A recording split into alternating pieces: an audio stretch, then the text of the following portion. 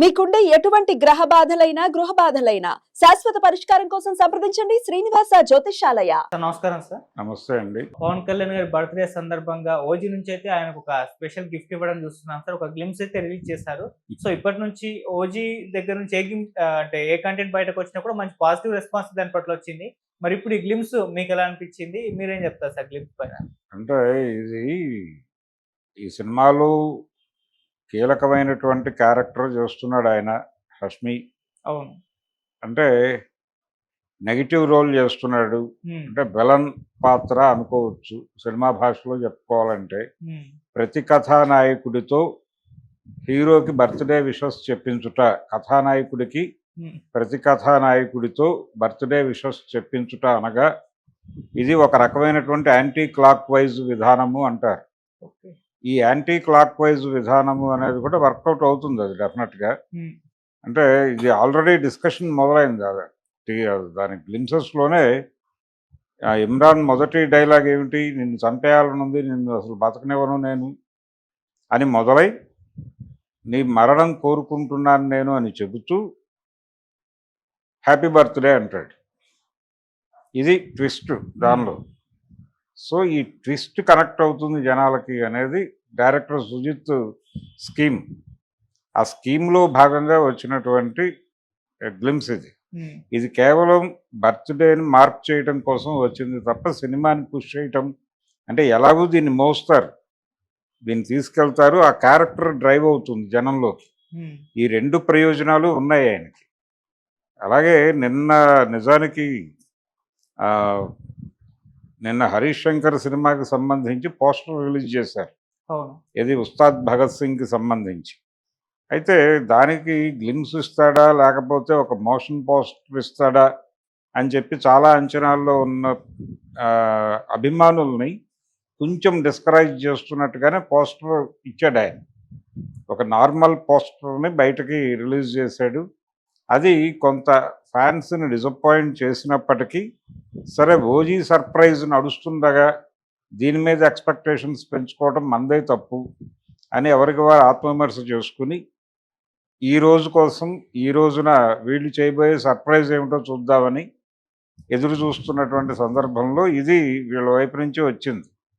అంటే ఇది కూడా నిజానికి సాటిస్ఫైడ్గానే ఉన్నారు, కానీ జనాలు ట్రైలర్ ఏదన్నా చేస్తే బాగుండేది, ఒక ట్రైలర్ భారీగా ఒక ట్రైలర్ వదిలితే బాగుండేది. అలాగే రిలీజ్ డేట్ దగ్గరకు వచ్చేస్తుంది 25వ తారీఖు కాబట్టి కనీసం ఒక ట్రైలర్ లాంచ్ ఈవెంట్ చేసినా బాగుండేది.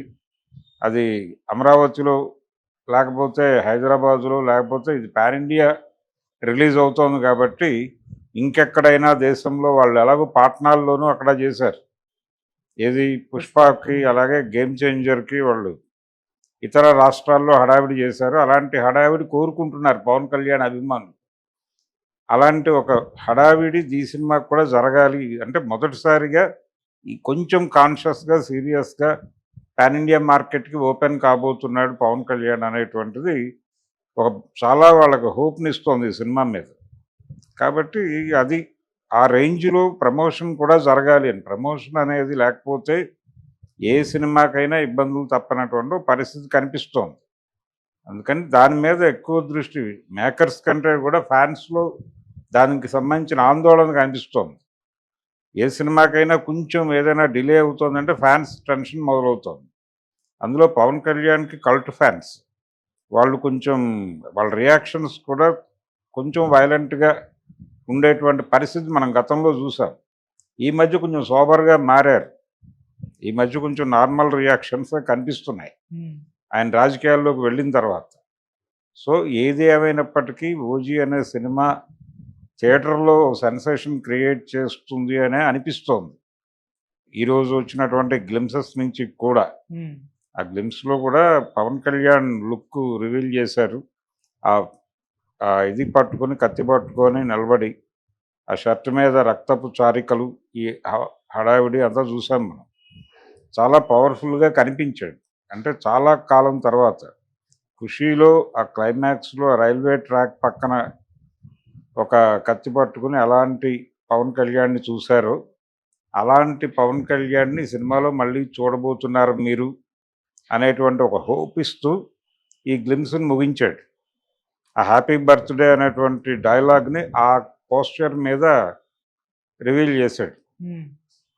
సో వాళ్ళు అనుకున్న స్కీమ్ ప్రకారం ఈ గ్లిమ్సెస్ అయితే బర్త్డేని సెలబ్రేట్ చేసే, బర్త్డేని ఇంకొంచెం పెంచే లెవెల్లోనే ఉంది. అది ఈ సెలబ్రేషన్స్ని పెంచే లెవెల్లోనే ఉంది. So fans happy. ఫ్యాన్స్ని ఇప్పటి వరకు ఎప్పుడూ కూడా సుజిత్ ఇబ్బంది పెట్టలేదు. మొదటి నుంచి సినిమా మీద అంచనాలని పెంచుతూనే పెడుతున్నాడు. తనకి సాహో తర్వాత ఇదే సినిమా. ఈ సినిమా సక్సెస్ మీద ఆయన కెరియర్ ఆధారపడి ఉంది. ఈ సినిమా షూటింగ్ కూడా ఆల్మోస్ట్ లీజర్గానే కంప్లీట్ చేశారు వాళ్ళు. చిన్న ప్యాచ్ వర్క్లు మాత్రమే తర్వాత చేసుకున్నారు. కాబట్టి ఈ సినిమా మీద అందరి ఆశలు ఉన్నాయి. థియేటర్లో సినిమా వచ్చిన తర్వాత అర్థమవుతుంది ఇది ఏ మార్క్ క్రియేట్ చేస్తుంది అనేది. ఓవర్సీస్లో బుకింగ్స్ కూడా ఫ్లో బాగుంది. ఇక్కడ కూడా జనాలు నెమ్మదిగా ప్రిపేర్ అవుతున్నారు థియేటర్లో ముఖ్యంగా కదలటానికి. ఇది మరింతగా కదిలించేదిగా ఉంది. ఇంకా ట్రైలర్స్ ఉన్నాయి, ఈవెంట్స్ ఉన్నాయి. చూద్దాం ఏ మేరకు హడావిడి చేస్తారో. పైగా సోలో రిలీజు. ఈ సోలో రిలీజ్ అనే ఒక అడ్వాంటేజ్ని ఏ మేరకు వాడుకుని ఏదైనా అంటే ఒక కొత్త నెంబర్ క్రియేట్ చేయాలి అంటే 700 crores అనేది వీళ్ళ టార్గెట్. అది దాటి వెడితే హ్యాపీ. సో ఆ రేంజ్ అంచనాలు ఉన్నాయి ఈ సినిమా మీద. 1000 కోట్లు అనే మాట అంటలేదు, కానీ కనీసం 700 కోట్లు నడవాలి ఈ సినిమా అనేది అనుకుంటున్నారు.